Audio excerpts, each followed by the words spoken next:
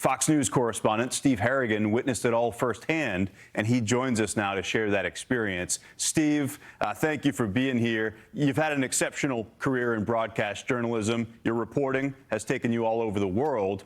All of that to say that you've seen a lot. When you were first sent to cover Katrina, did you ever consider that this could become one of the worst natural disasters in American history? No, and even 20 years later, some of those feelings still remain with me. It was such an extreme storm, such a powerful storm. Some things happened during Katrina that you won't ever forget. I think the one feeling that I would say is still with me is what it's like to be in Gulfport, Mississippi, when the winds are over 100 miles an hour, pretty much in your face. You could basically lean forward as hard as you wanted to, and you couldn't fall against the ground. So you just felt a force of nature like, you know, I probably covered 40 or 50 storms, nothing like it. Right, right. And you're a professional, you get into that mindset, but you're in Gulfport, as you said. You get the message that you're being sent into New Orleans. What was it like as a person the first time you saw that devastation, the physical damage to the city of New Orleans and the widespread human impact? I think there was some real concern because on the way in we heard stories about things that were happening in New Orleans, and I think we were a team of three, and I think one of the three just said no and peeled off. The other two went on. I was with Tom Yachman, who had his own Ford Econoline van that he had some concerns about as well, and I think I just bluffed and said, you know, I'll buy you a van if this gets ruined. So we didn't know what we were going into, and when we saw some things in there, it was pretty surprising to see. I mean, there were people who were just desperate for water at one point, and we saw them chasing after a water truck, and, you know, they were hurling bottles of, you know, drinking water out the back, and people were running and grabbing them. I had seen a lot of devastation, you know, across the world in different disasters. I'd never seen it in the U.S. I'd never seen desperation like I saw in New Orleans.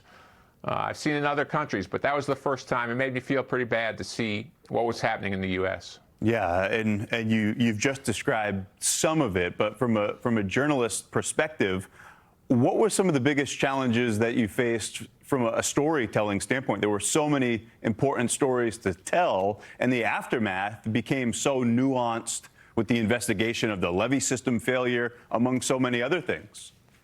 I think when you go into a storm, I think one of the most interesting parts is logistics. You have to figure out where you're going to be. You want to get the heart of the storm. You want to be in the worst spot, but you also have to broadcast. We were using satellite dishes on trucks back then, so you had to really figure out where you could park your truck, on what side of a building to keep it sheltered, because you had to be able to get your shot out, not only getting in the worst spot, but also to try and show that. So just logistically, it was a challenge as well. And, you know, there are some safety concerns, too, in a storm like this.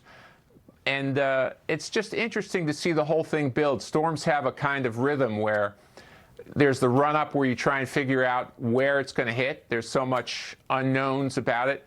And then the storm comes, and there's the eye of a breather, and then it leaves. And, you know, I've covered a lot of wars and a lot of unrest, and the one thing about storms is while the video is dramatic, it's nature. It's not evil. So there's no bad guys. You're just really watching a force of nature come in, and it really holds a fascination for a lot of people who've been able to stand there and feel it. The destruction and the harm and the hurt and the expense aside, just to see nature come in with that force and to try and stand there and to stay calm and to say what you're seeing and feeling is a real challenge. It's a real thrill.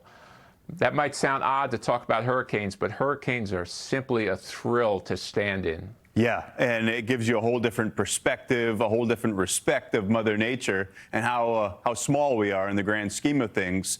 You mentioned now, almost 2 decades later, that there are still things that you saw that are a little bit hard to reconcile. Is there an aspect or a certain moment of your coverage that still sticks out to you as most memorable or unforgettable? I think what really happens in situations like that is the whole landscape changes. So you go in on day one seeing streets and houses and signs, And then day 2, it's like a different world because things are either knocked down, moved, or covered in water. And you have people really scrambling, some people heroically saving others. So it calls forth, you're in a different world, and it calls forth emotions where people have to act quickly, often to save other people. So you have a lot of drama, a lot of movement. I remember being around a lot of people who've lost everything, who lost their possessions, and the different vehicles, the different carts, the different trolleys, people on the run with whatever they could hang on to, trying to move from one place to another through the water. It was a real sense of desperation, and watching that struggle was very dramatic. Yeah, you had said desperation, and seeing it stateside, that's something that is a part of every natural disaster, but obviously the scale of this made it even more dramatic. The stress of a situation like this brings out the best in people. It can also bring out the worst in people. What did you learn about the resilience of that region during your time spent on the ground? I'm sure you saw some inspirational things and also some regrettable things. You really see how much humans enjoy volunteering and helping when you see people come from all over. I talked about the excitement of a storm, and there's the excitement, too, of trying to help, of people who love the outdoors, people who have, the boats or the Jeeps or the high water vehicles, people who just want to get out there in the mud, in the water, and help other people.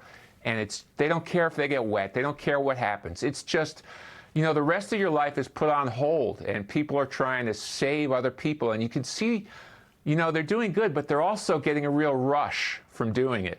Yeah, 20 years, 2 decades since Katrina. It's hard for all of us to wrap our minds around that, but for you, in the midst of all of it, to have experienced that, I would imagine that's especially the case. That's Fox News correspondent Steve Harrigan. Steve, thanks so much for sharing your Katrina story here on Fox Weather. Thank you.